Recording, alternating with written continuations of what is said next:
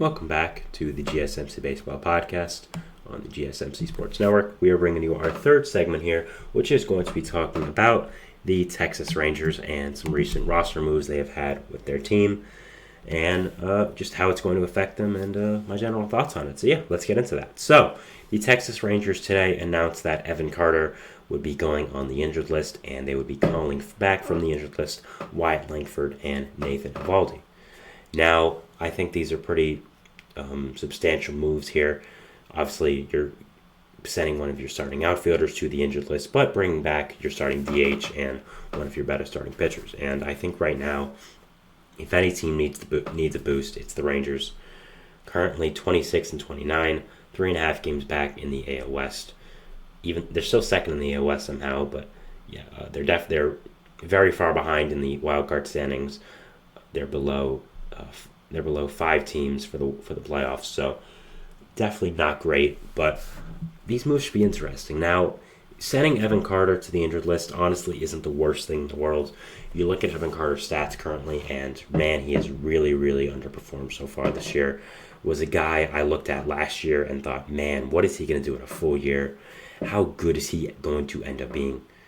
And I looked at Wyatt Langford the same way. I'm kind of going to bunch these two guys into the same thing here. So looking at the Rangers this offseason, if you watched my earlier parts of the show when I did it before and during the offseason, I was kind of skittish on the Rangers. I was thinking, I understand this team just won the World Series.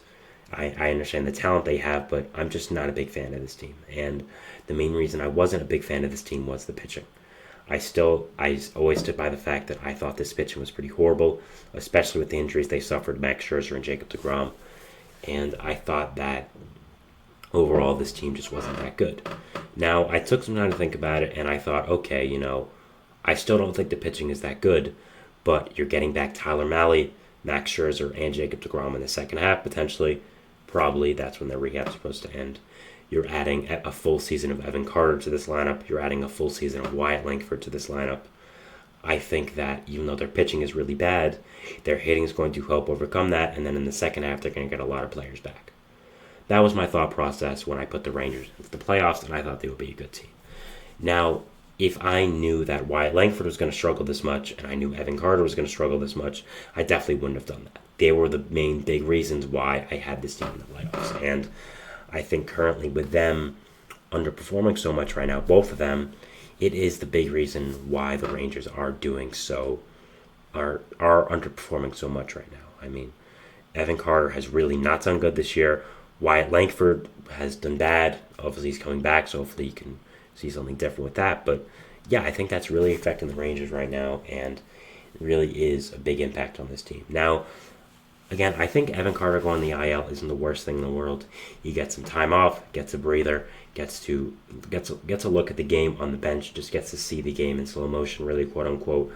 I know for a lot of players who struggle, that really helps them just watching the game, seeing other plays going about it.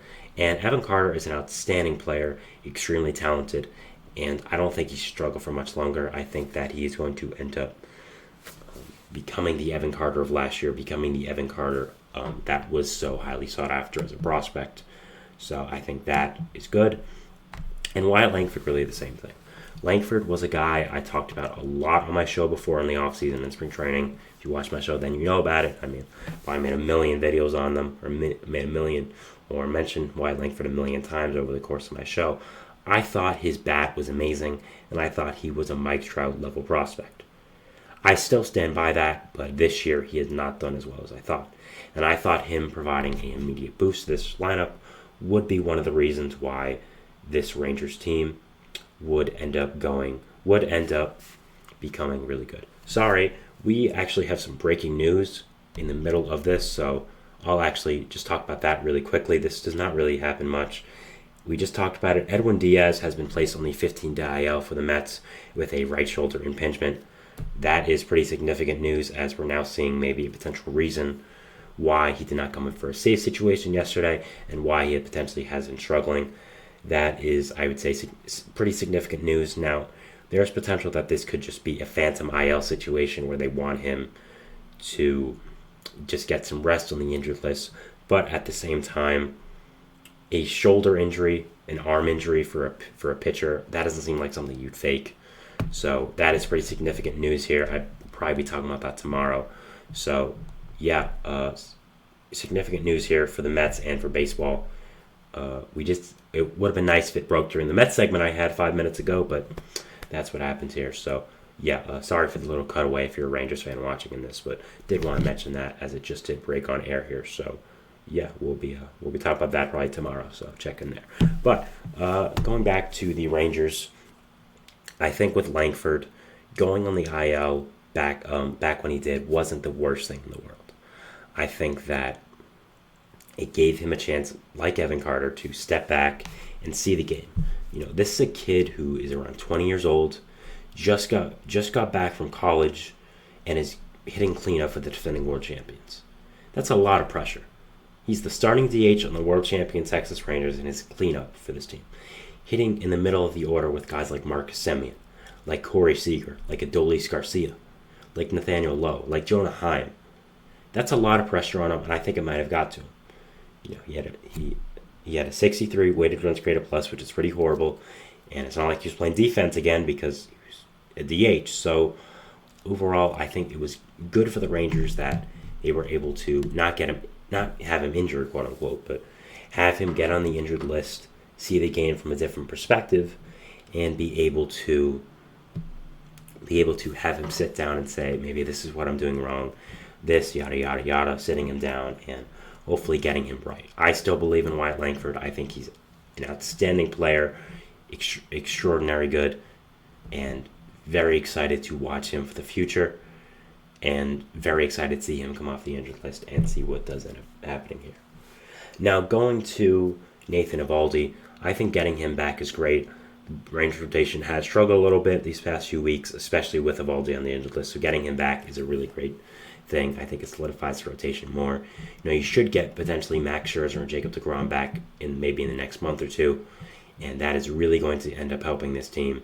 So yeah, I think overall the Rangers rotation is looking up. A lot of depth is coming back to you, and if I'm a Rangers fan, I'd be excited about where this team is going, especially if you can get these two guys, deGrom and Scherzer, back with Eovaldi and get this overall team going. So yeah, if I'm overall looking at this Rangers team, though, it's going to be a tough road from here. Again, you have a lot of players coming back, but you're already 4 games behind the Mariners, and there's a lot of teams in the AL for the wild card. The Astros are looking better, so we'll have to see what happens with them, but I still believe in them. I still think they are a playoff team when fully healthy. They might be the rest roster in baseball, factoring in Jacob deGrom. Now, how good is 2024 Jacob deGrom coming off a second Tommy John surgery going to be?